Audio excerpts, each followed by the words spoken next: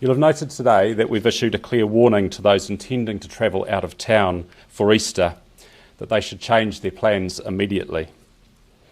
Police will have an increased presence in the community. People can expect to see more checkpoints and more mobile patrols. Districts will have some flexibility as to how to best manage this, but I know that in some areas, checkpoints will be the most logical way of checking legitimate travel. We've recorded a total of 367 breaches of the Civil Defence Emergency Management or Health Act notices, up 76 on yesterday. There are 45 prosecutions, 309 warnings and 13 youth referrals. We're continuing to receive a huge number of reports of potential breaches, which tells us that members of the public clearly want others to comply, a positive signal.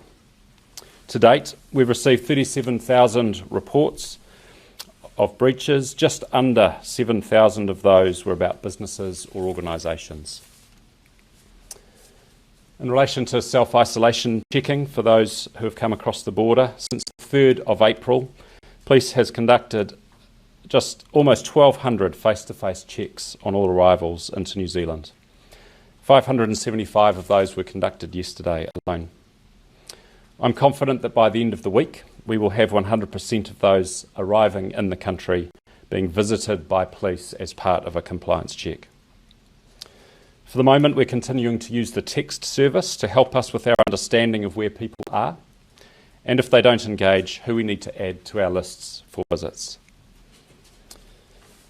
In terms of crime, based on the trends to date, we're not forecasting any significant increase in crime over the coming period. We have been seeing an increase in family harm-related calls for service, and we're working closely with our partners to ensure those people can be looked after. We take family harm calls very seriously, and we will attend. We urge people to call us on 111 if they're concerned for themselves, others, their neighbours. Our initial data, and based on what we know happened overseas, suggests we can expect an increase in calls about mental health as people struggle with the impact of isolation and the general stress of this situation. Similarly to mental health calls, international research suggested there may be an increase in self-harm situations. However, thankfully, we have not seen this yet. In relation to police staff safety, the total number of staff who have tested positive for COVID-19 remains at just 2. They continue to be supported and managed appropriately. We have currently some 600 staff in self-isolation, half of those being constabulary members. The behaviour of a small minority of people in targeting police staff or members of the public by coughing or spitting is extremely disappointing and concerning.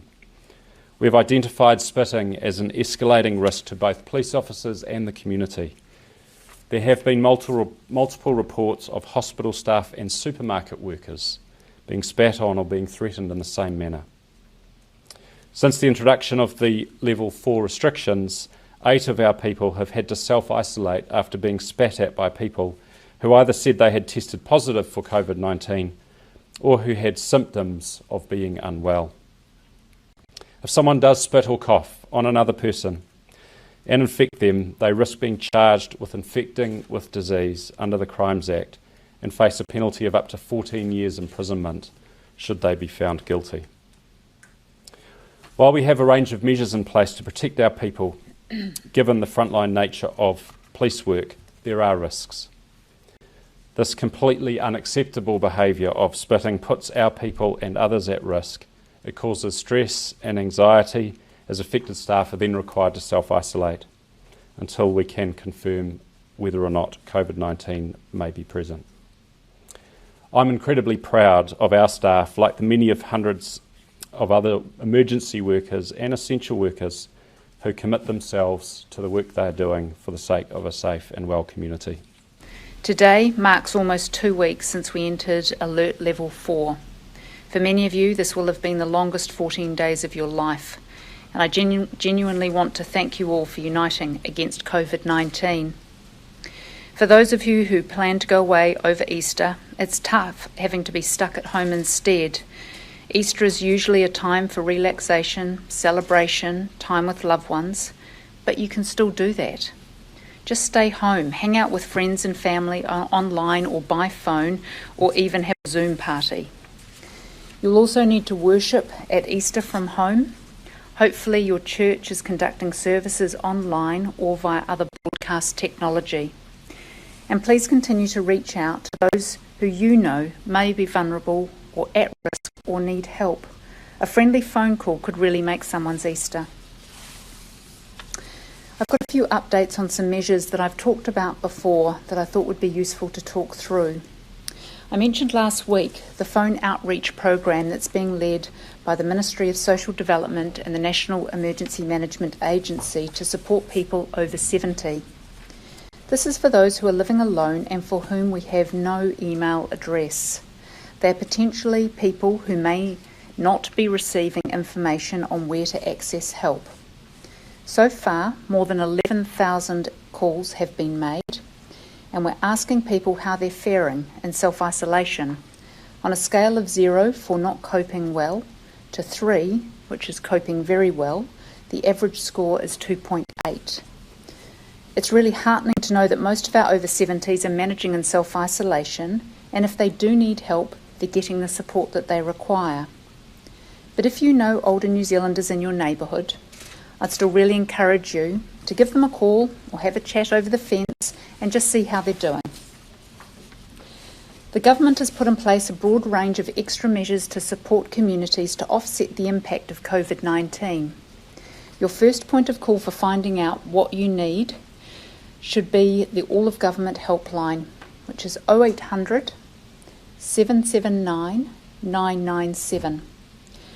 This call centre will be able to assist with the right information on which agency can best help, and there's also a wealth of information on the COVID-19 website, which is covid19.govt.nz.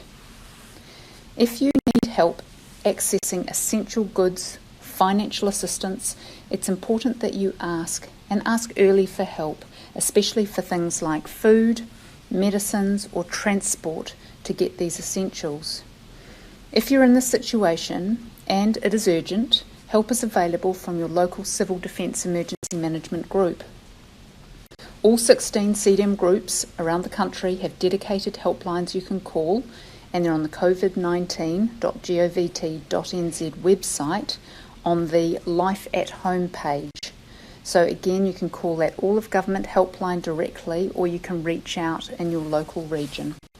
Please do ask for help if you need it. It's there to support you.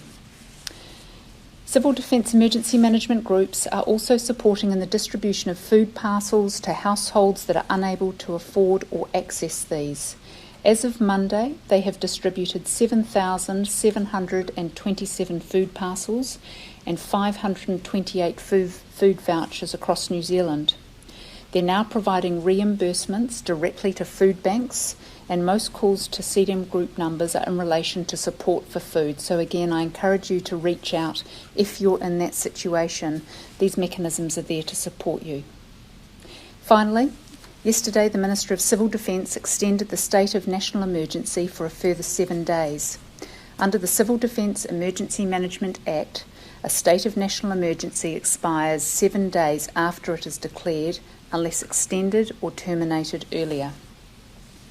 The Minister has extended the state of national emergency to ensure we continue to have all the resources, support and powers that we need to prevent the spread of COVID-19 in our communities and support the Alert Level 4 measures.